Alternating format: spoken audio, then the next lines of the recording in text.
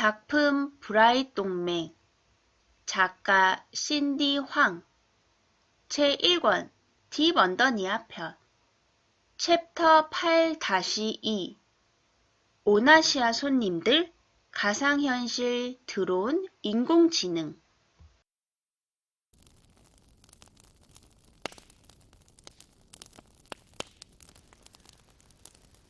구름 한 점 없는 하늘에 보름달이 두둥실 모습을 드러낸 저녁이 되어서야 이하는 사냥을 마치고 돌아왔다. 이미 텐트는 사라져 버리고 그 자리에 모닥불이 활활 타오르고 있었다.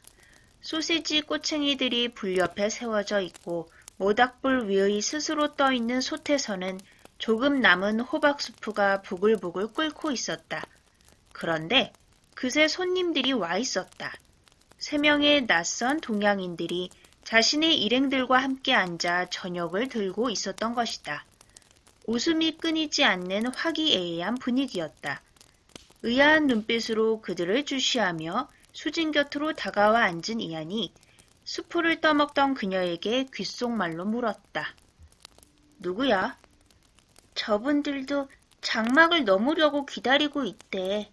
조금 전에 텐트 앞을 지나가는데 지원 아저씨가 저녁 식사에 초대했어. 그는 그녀의 목소리가 살며시 떨리고 있음을 알아차렸다.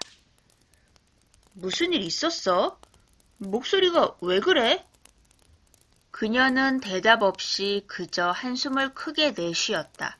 식욕도 떨어졌는지 스프를 다 끝내지 못하고 소세지도 먹다 말았다. 그녀에게 무슨 큰 고민이 있는 듯 했다. 갑자기 왜 그러는 거야? 그가 큰 소리로 묻자 손님들의 시선이 모두 그에게로 쏠렸다. 지원이 재빨리 나서 그들에게 그를 소개하였다. 그런데 그도 모르는 사이에 어느새 신분과 이름이 완전히 바뀌어져 있었다. 제 아들, 아니, 농부 친구 아들인 안드레아입니다. 안드레아, 오나시아식으로 인사드리렴. 이안이 어처구니 없다는 표정으로 쳐다보자 지원이 능청스레 윙크를 했다. 히든버그는 그의 초반 말실수가 영 못마땅했는지 잠시 그를 노골적으로 째려보았다. 여기서 솔직히 해두자면 지원은 전형적인 검은 눈의 동양인인 반면 이안은 전형적인 파란 눈의 서양인이었기에 부자 관계란 설명이 전혀 맞아떨어지지 않았던 것이다. 저 인간이랑 같이 다니다간 왕자의 정체가 드러나는 건 시간 문제겠어. 저런 멍청이 같으니라고.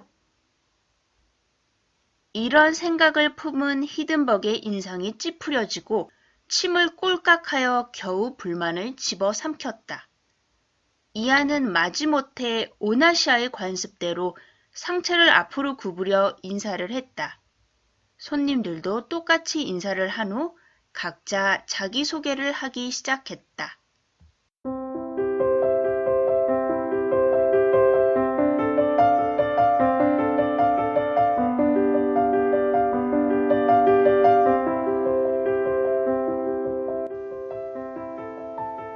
첫 번째 사람의 이름은 이장이고 한국 서울에서 왔다고 전했다.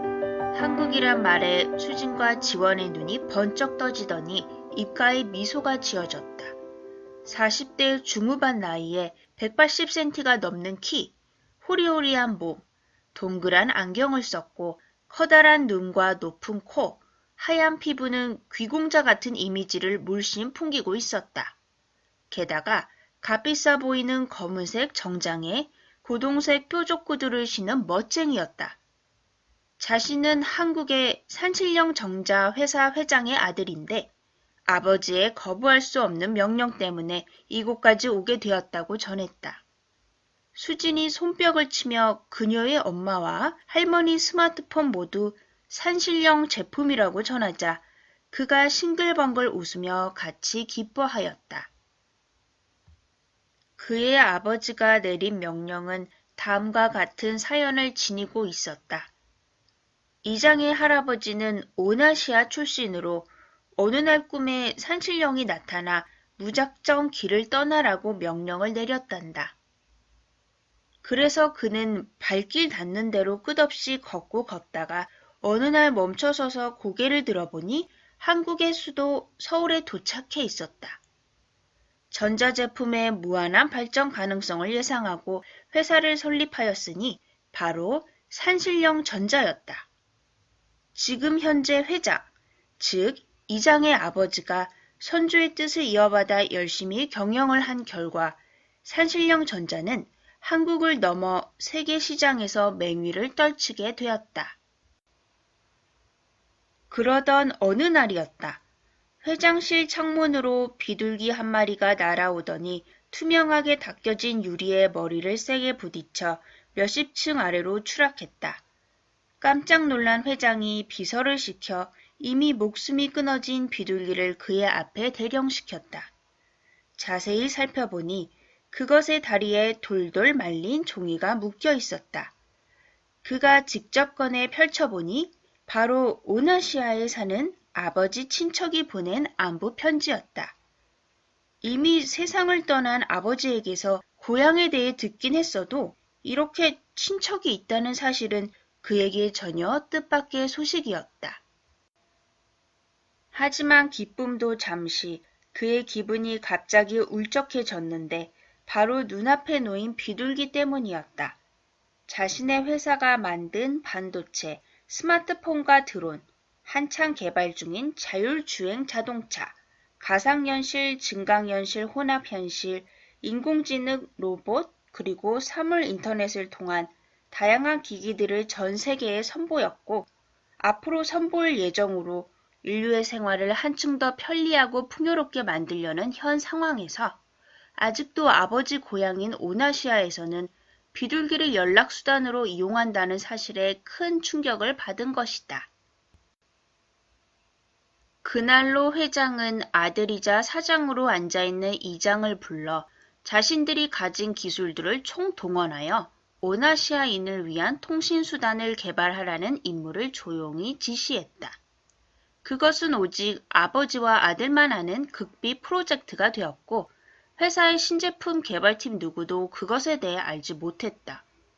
그러나 서울에서 태어나 평범하게 자라온 이장에게는 아무리 머리를 굴려보아도 당최 어디서부터 어떻게 시작해야 하는지 감조차 오지 않는 것이었다. 며칠 밤을 새가며 고민한 끝에 결국 직접 그곳을 방문해 제품 아이디어를 얻어보리라 결정을 내렸다며 자기소개를 마쳤다.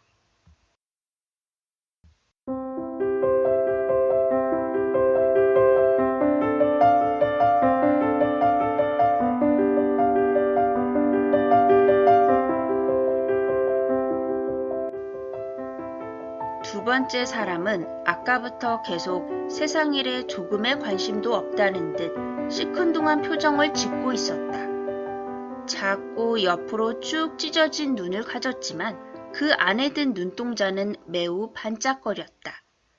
그는 히든벅이 신기한지 계속 뚫어져라 쳐다보았는데 일부러 시선을 피하던 히든벅이 더 이상 참지 못하고 확 째려보고 나서야 겨우 시선을 거두었다.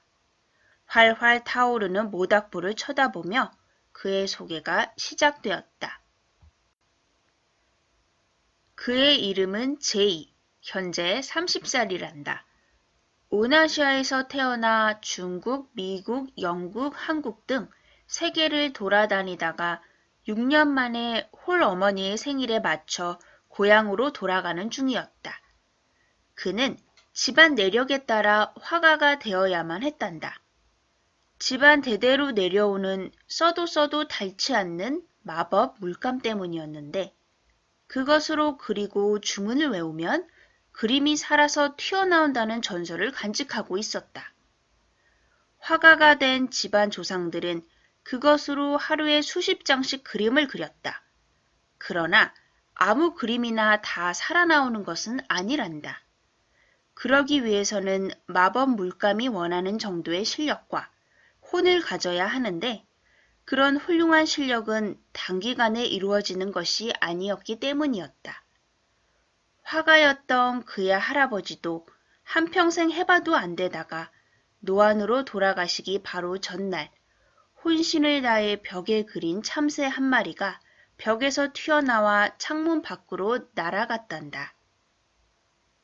이번 어머니 생신을 맞이하여 좋아하시는 떡을 그것으로 그려볼 예정이라고 전했다.